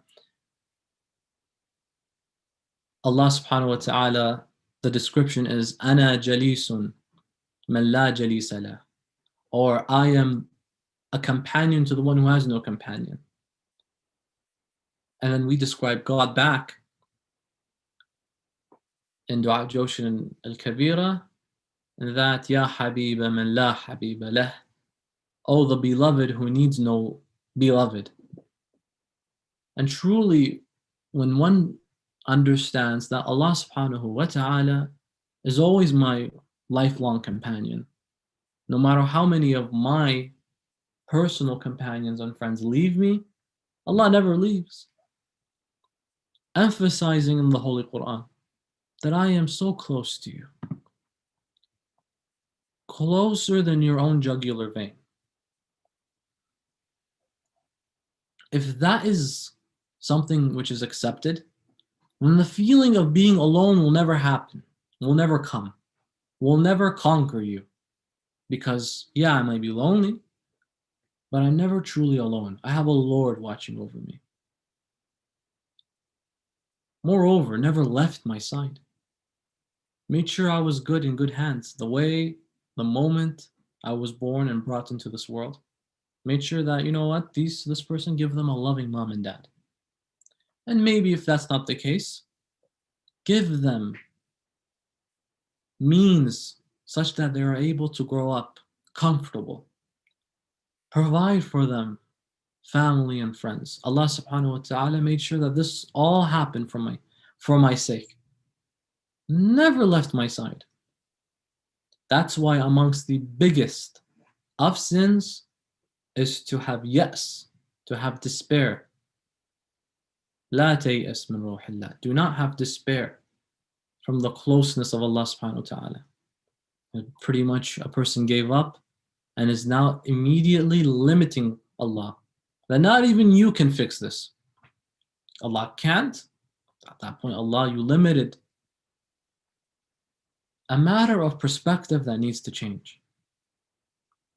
I personally remember when I had the honor of studying in Karbala al-Muqaddasa, my Islamic studies and the seminary there. Many friends, alhamdulillah, with me. Many family friends, but not necessarily family. And naturally, a person yearns for their close kin. There were times where it was difficult, I recall, until one day the mentioning of Imam al-Rida alayhi salam came into place. And I remember vividly listening to the reciter state that no matter how lonely Imam al-Rida was, when you have Allah, then you don't want anyone else. And Imam al-Rida had his Lord by his side, metaphorically speaking. That's why you don't see Imam al-Rida complaining about his wahsha, about his loneliness. In fact, you see the opposite. In fact, you see this a habit. His father reminds us. Imam Musa al-Kadhim alayhi salam. When thrown in the prison cell, and look at how it's almost as if Imam Ali ibn Musa al-Rida inherits this from his dad. Salamullahi alayhim ajma'in. Thrown in the jail, he immediately says the dua. Oh Allah, you knew, innaka ta'lam. I would always ask you, and tufarrighani li'ibadatik, and to give me time to worship you. Oh Allah, you have done that. You have given me that opportunity now. فَلَكَ الْحَمْدِ. All thanks due to you. All thanks your direction. Oh Allah, you always knew that I wanted privacy to worship you. Oh Allah, you've given me that now. All praise due to you. All praise be to you. Look at the reflection of this behavior Imam Rida has. One in jail, one far away. Both of them bad. But the perspective was something really beautiful. And you find activism was being held. When Imam Rida alayhi salam would be brought to the courts of al-Ma'mun to debate the various scholars that he brought and presented. Because yeah, you made Imam your successor so that you could get a lot of praise from the Shia world that look, he took our Imam and made him successor. But first of all, never forget, if you truly wanted to give him justice, you would make him the leader, not the successor. Secondly, no one's going to love you above Imam al-Rida.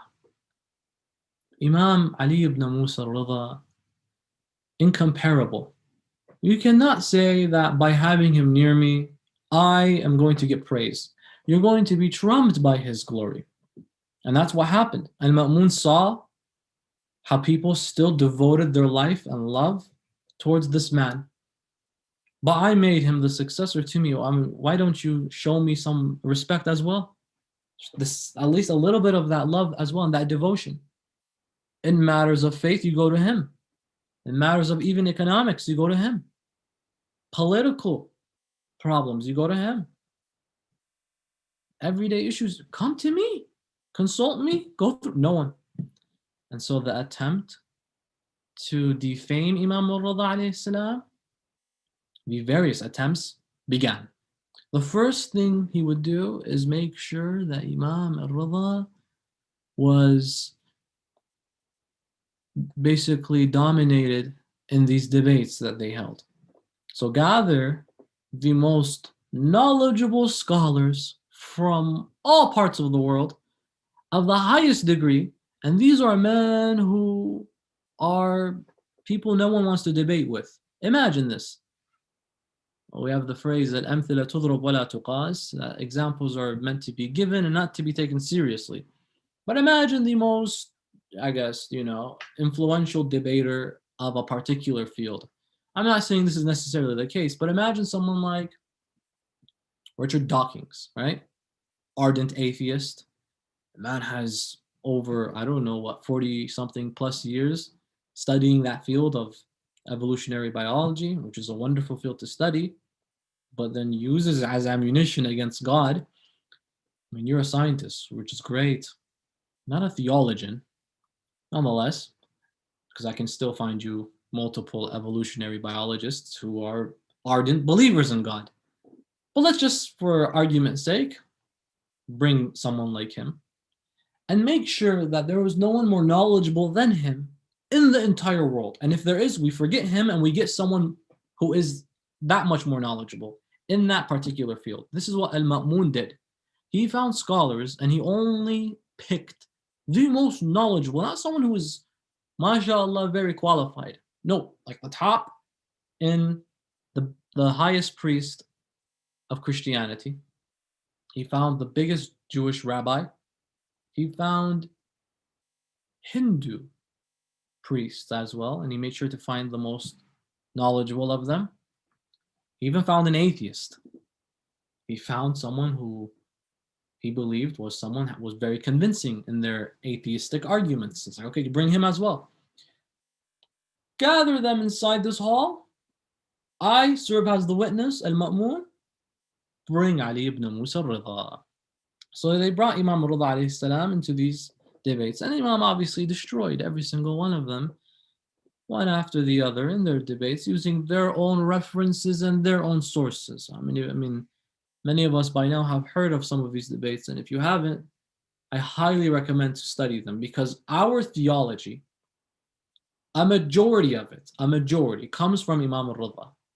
A majority of the Shi'i theology, meaning our worldview on God and his behavior and his characteristics, the akhirah, afterlife, death, good, evil, our stance on other religions, all of that, a majority of it comes from Imam al-Rida, because he was in these debates where we can actually see interfaith dialogue occurring. And what is the Shi'i worldview?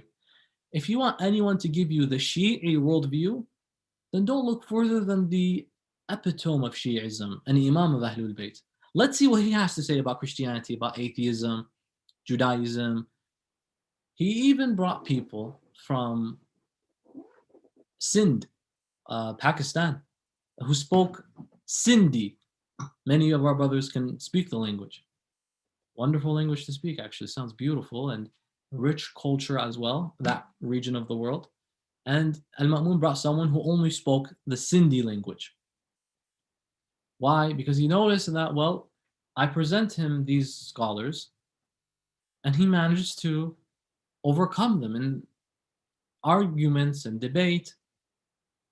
And it's something that perplexes the minds, because he uses their references.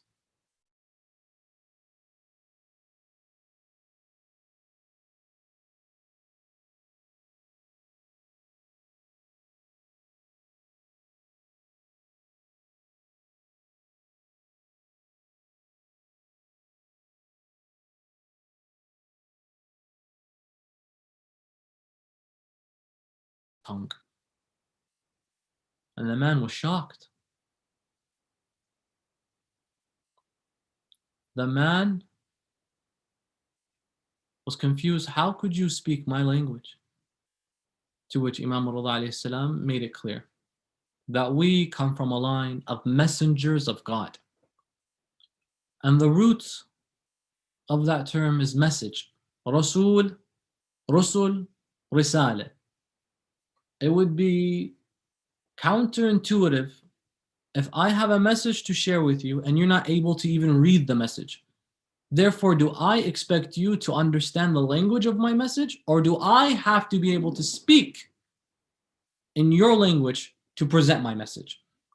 Now, everyone's going to understand Arabic, let's say. And so we have to present these matters when they individually approach in their own native tongue. And so there's a moment we find in the life of the Holy Prophet where he spoke the languages of other regions. Al-Muqawqas was otherwise known as Cyrus, I believe, in Egypt. And he was underneath the Caesar of the Byzantine Empire at the time. And he has sent the Holy Prophet of Islam various gifts. Cyrus, Patriarch of Alexandria. And he had sent Rasulullah multiple gifts because he heard of this new global man, influential figure. Instead of being in animosity with him, let me at least befriend him such that, two world leaders are not going to go to war. Rasulullah has sent him an invitation too. Come, I invite you to Islam. And instead of rejecting it, like Kisra did of Persia, like Qaisar did of the Roman Byzantine Empire, Al-Muqawqas was fond. He's like, this is cool. I mean, a day of judgment where we will be held for our actions. No one will get away with the crimes they did. That's necessary. Yeah. Men and women equal. Why would they be different? Black and white the same? This is a wonderful message, but I can't accept it. Why? I work under Qaisar, the big boss, the Caesar at the time, and I can't make a decision. If he said no, I can't agree. I'll lose my position, my authority, my rule. No one knows what happened in his heart necessarily, but outwardly he made that. But instead of just rejecting and fighting you, we don't want any problems, I'm going to send you gifts. He sent Rasulullah multiple gifts. Sent him honey, some say honey. Sent him kingly, luxurious, lavish gifts. Some say a very nice comb with like jewels embedded in it, Sent him a big overrobe, beautiful overrobe coat with jewels and, just imagine something very luxurious. Sent him women too. Mari al-Qubtiyya, or Mary the Coptic. And Rasulullah sallallahu alayhi wa sallam married her instantly. This was the practice at the time, where people would easily send women, send like their property, unfortunately. This was never practiced by Rasulullah, nor by the Imams of Al-Bayt. People are not property. And I can only imagine what was going through her mind, thinking she's going to live a life of slavery, rot like a slave and servitude, just serve your whoever, I don't know who. Little does she know Prophet would marry her, would honor her, and make her the mother of the believers, al-Mu'mineen. Imam Amir al-Mu'mineen says, لا تكون عبدا لغيرك وقد خلقك الله حرا. Do not be, never be, a slave for others when God has made you free. Slavery doesn't exist in Islam. Inshallah, discussion for another night. But inshallah ta'ala, very clear. Non-existent. Doesn't exist in Islam. Never. Some will point fingers and look, what about this? What about that? Inshallah ta'ala, if God gives us the opportunity, we'll have that discussion. But rest assured. In any case, amongst the gifts, he sent him this robe. Rasulullah is a man of humbleness. The Holy Prophet of Islam is not known to wear something so lavish. but is of pristine etiquette, sublime morals and conduct. So when the delegation came from Alexandria, Rasulullah can't just reject gifts. Rasulullah doesn't reject a gift. And look, a lesson for us as well. When you get a gift, it might be a lot, but they want you to have it. So don't reject it. Probably they've worked hard to get a hold of it such that they can gift it to you. They had you in mind. And people will, out of kindness, will be like, please, that was not necessary. You didn't have to do this. Say someone gave you the next iPhone, what's coming up? iPhone 12 Max? Yeah, let's just say. And then you are very stunned by their kindness. You didn't have to do that. But if you adamantly say, no, I'm not going to accept it, that will come across as a bit abrasive. No, I did this for you. Why do you? Yeah, it took a lot, but I'm not going to gift you something low quality. And so they had you in mind all this time. So that's a lesson for all of you. I don't mind receiving gifts. If you would like to send, inshallah. No, I'm just joking. But Rasulullah has these morals, and he can't just reject the gift. But is he going to accept it? It's very beautiful and luxurious. And he's not a man of luxury like that. So what does he do? Rasulullah wears the robe with the delegation and all the people of Medina who surrounded the Holy Prophet. They witnessed him and they saw beauty like no other. Because Rasulullah is a beautiful creation of Allah. Beauty like none other have seen. Now he's wearing something really beautiful as well. The most beautiful of the spiritual world. The most beautiful of the spiritual people, Prophet Muhammad sallallahu alaihi wasallam, wearing the most beautiful of the materialistic world. This really gorgeous, imagine lavish robe with jewels, fine stone embedded, whatever, and he wears it. So he doesn't say, I never wore it. He wore it, and people were so shocked at the illumination and beauty of the Holy Prophet, they began to say, who was better looking, you or Prophet Yusuf? Because we can't understand anymore. Then he called out, Ayna Abd? Where is Abd? People were confused, who is Abd? Abu Dhar al-Ghifari was present in this big gathering, witnessing the Holy Prophet receive the delegation's gifts. He says, I know who she is. Abu Dhar was a very poor man, and the poor know the other poor. So Abu Dhar ran, and he brought this very old lady, tired and withered and just, frail, weathered. She looked really tired, and she was from Ethiopia, Habasha. This African lady, very old lady, and no one knew her.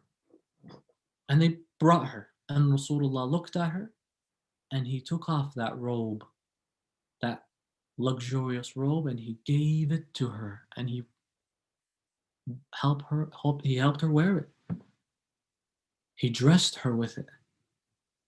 This coat, if you've seen the kings when they wear their long robes, he gave it to the weakest of his companions, saying, Sanah Abd. Sanah is not Arabic, it's Ethiopian. It's her native tongue.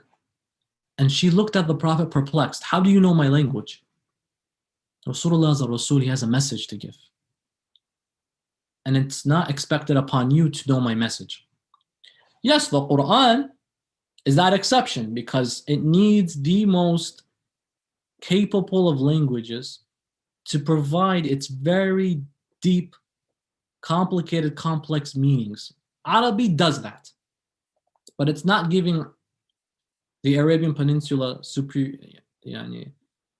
sense of supremacy.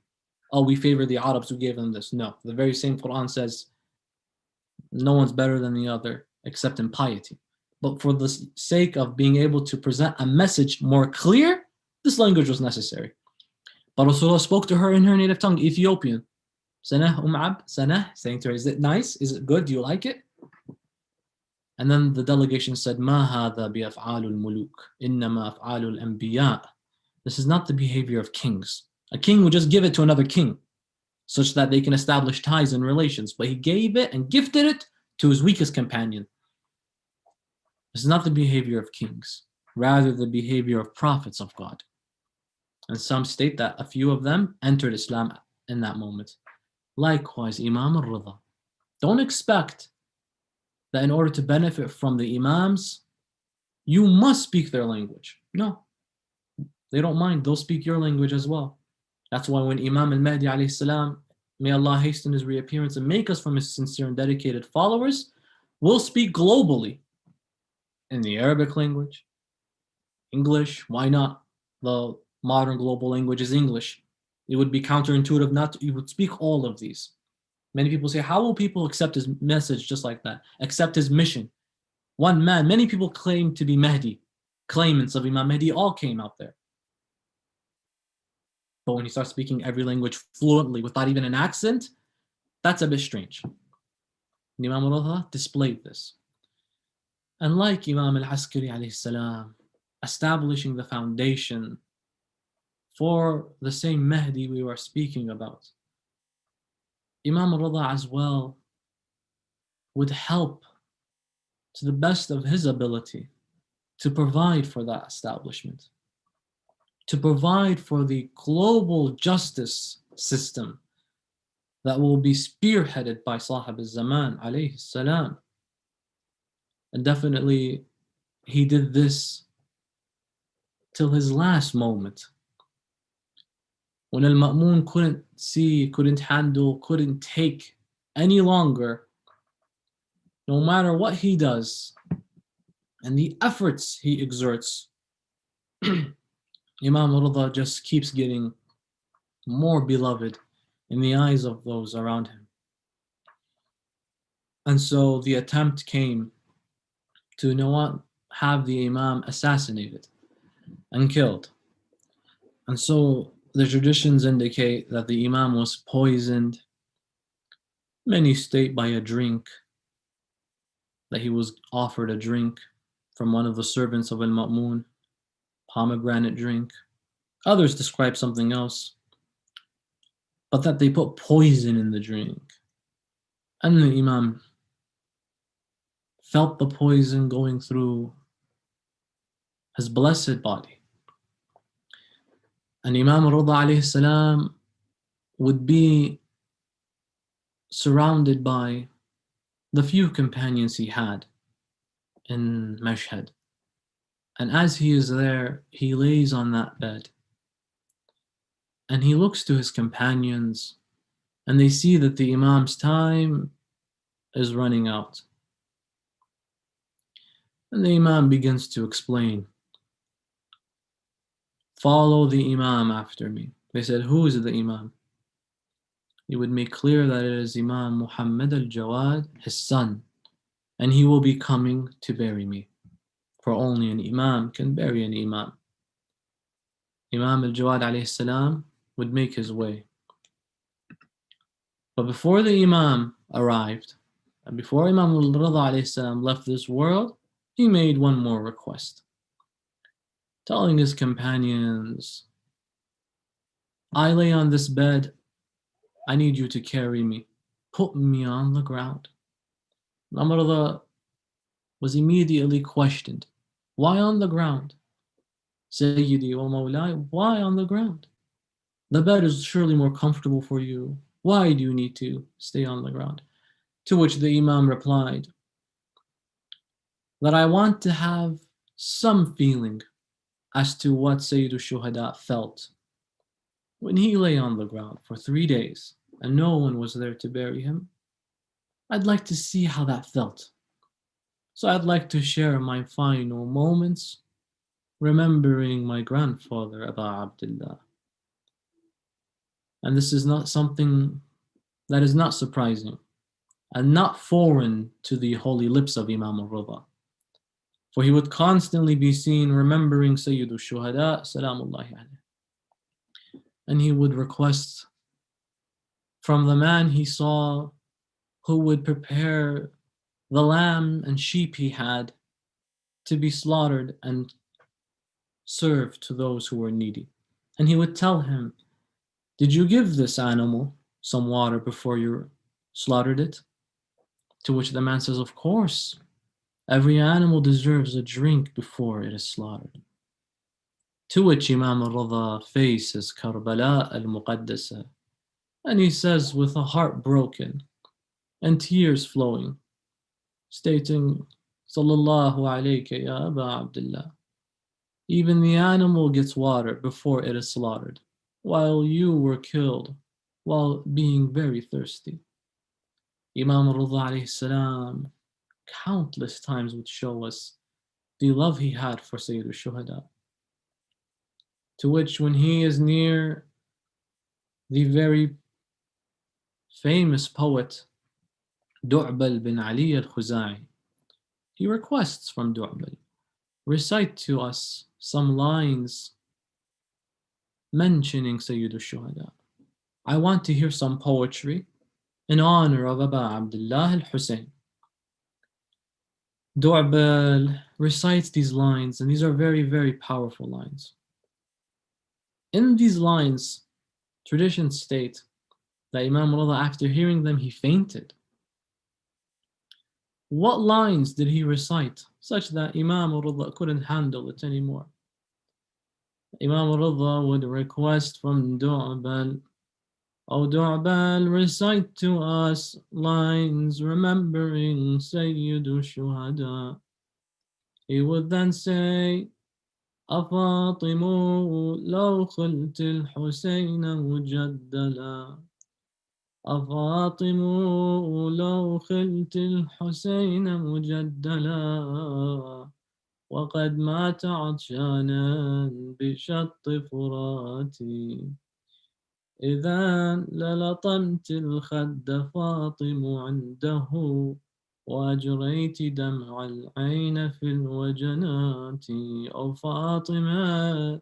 If only you saw Hussein as he fell towards the ground, as he died near the banks of the Furat, without a drop of water. Oh Fatima, you would have slapped your cheeks at that sight, and you would have poured those tears over your cheeks.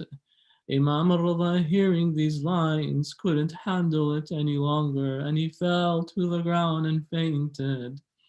After which he woke up and he gifted Du'bal money honoring these lines that were recited. And as Imam al-Rida is in his final moments, he begins to remember Sayyid al-Shuhada telling his companions, "Bring me to the ground. I need to remember and feel what he felt." As he lay without supporters near him, and I lay with my companions near me. I lay on the floor underneath this roof of this palace, but he lay outside in the field of Karbala. Inna lillah wa inna ilayhi raji'un. وسيعلم الذين ظلموا أي منقلب ينقلبون العاقبة للمتقين فرج عنا يا الله. اللهم إنا نسألك وندعوك باسمك العظيم الأعظم الأعز الأجل الأكرم يا الله يا الله يا الله يا الله يا الله يا الله يا الله يا الله يا الله يا الله يا رحمن يا رحيم يا مقلب القلوب والأبصار ثبت قلوبنا على دينك. Oh Allah, we ask you on Imam Ali al-Rida and Imam Hassan Al-Askari to grant us the ziyarah Rabi I in this dunya, and to grant us the shafa'ah of Sayyid al-Shuhada in the akhirah. O Allah, we ask you to never separate the love of Ahlul Bayt from our hearts, to heal all those who are sick, to grant us all of our hajat, to make us from the sincere and dedicated servants and followers of Sahib al-Asr wal-Zaman. O Allah, we ask you with a loud salawat, we ask you with a Suratul Mubarakat al-Fatiha, but before it the loudest of your salawat. اللهم صل على محمد وآل محمد وعجل فرجهم. بسم الله الرحمن الرحيم. الحمد لله رب العالمين.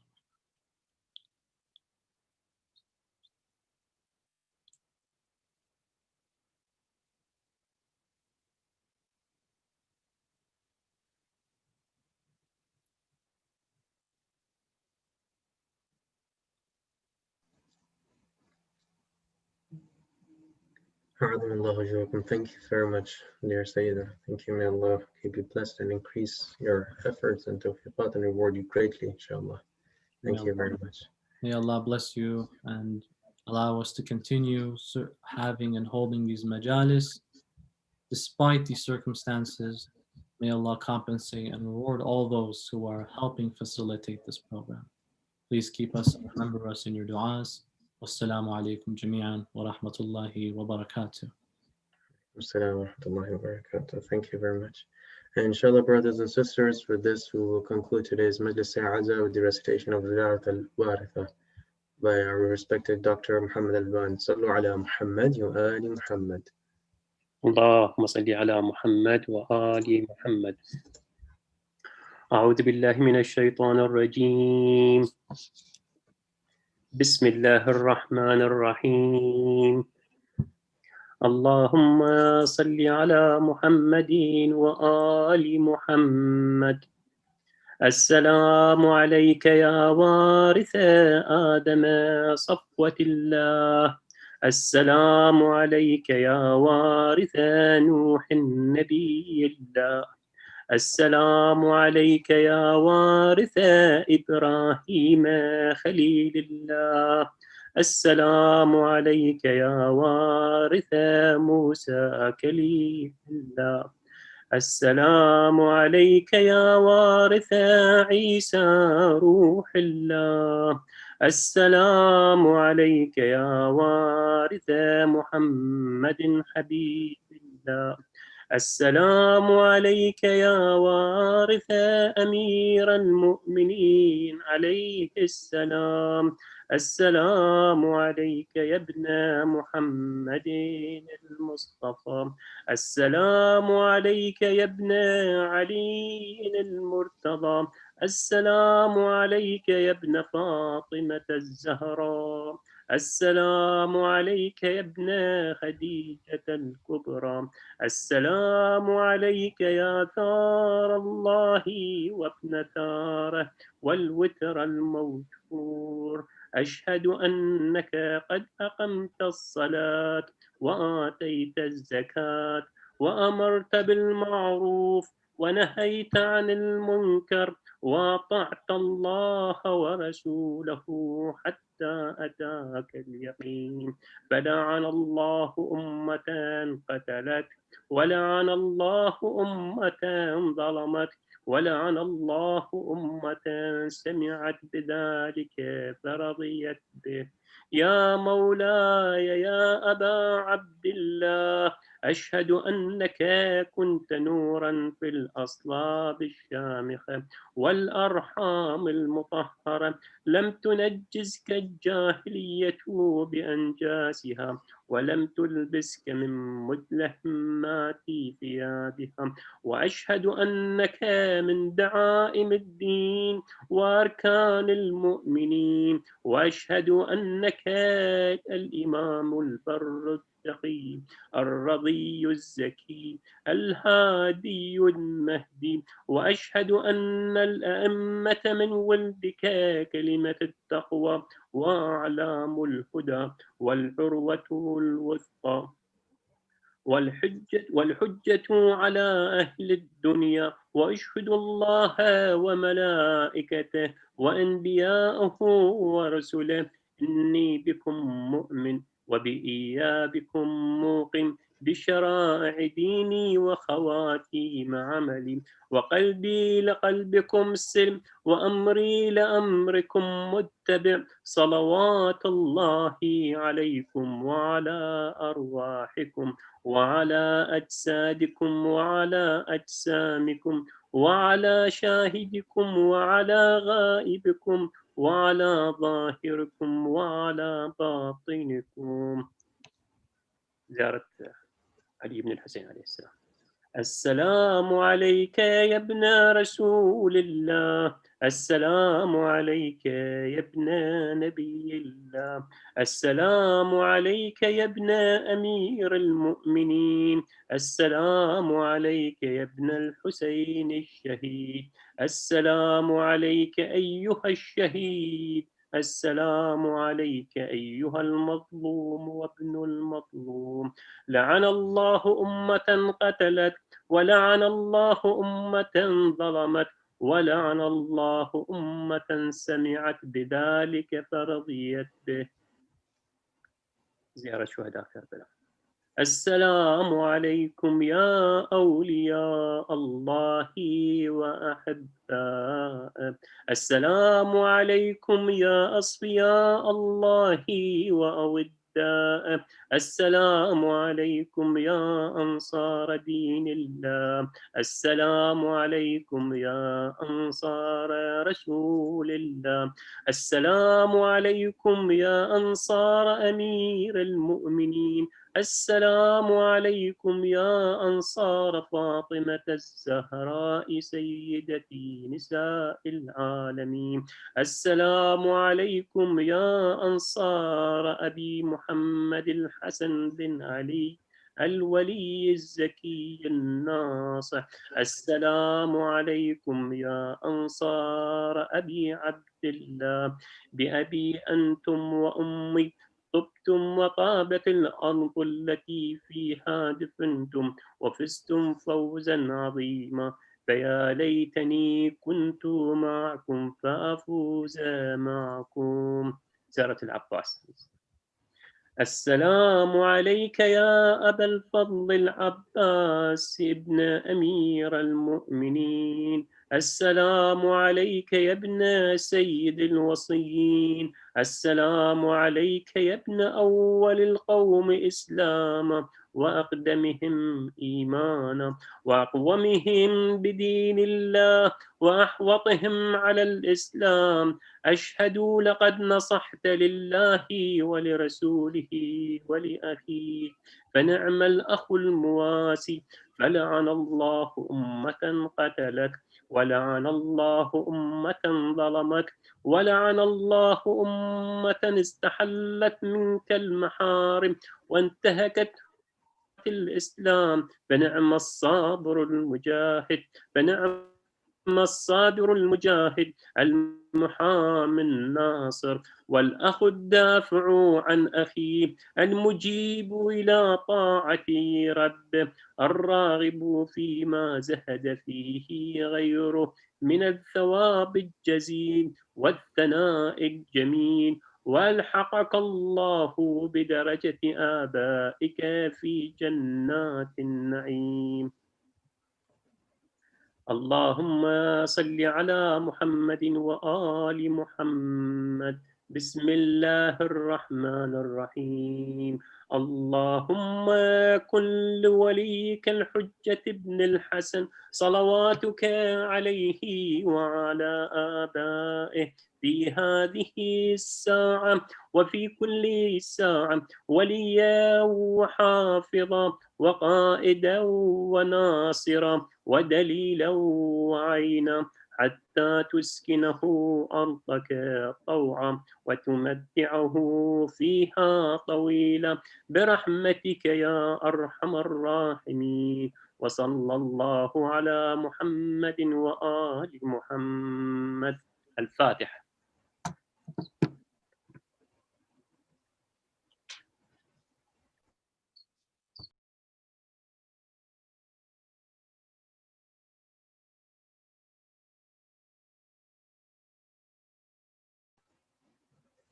Jazakumullah khair al-jaza. Thank you very much, Dr. Muhammad. And inshallah, brothers and sisters, with this we will conclude our Majlis Azza. Wa sallallahu ala sayyidina Muhammad wa alihi at-tayyibin at-tahirin. Assalamu alaikum wa rahmatullahi wa barakatuh.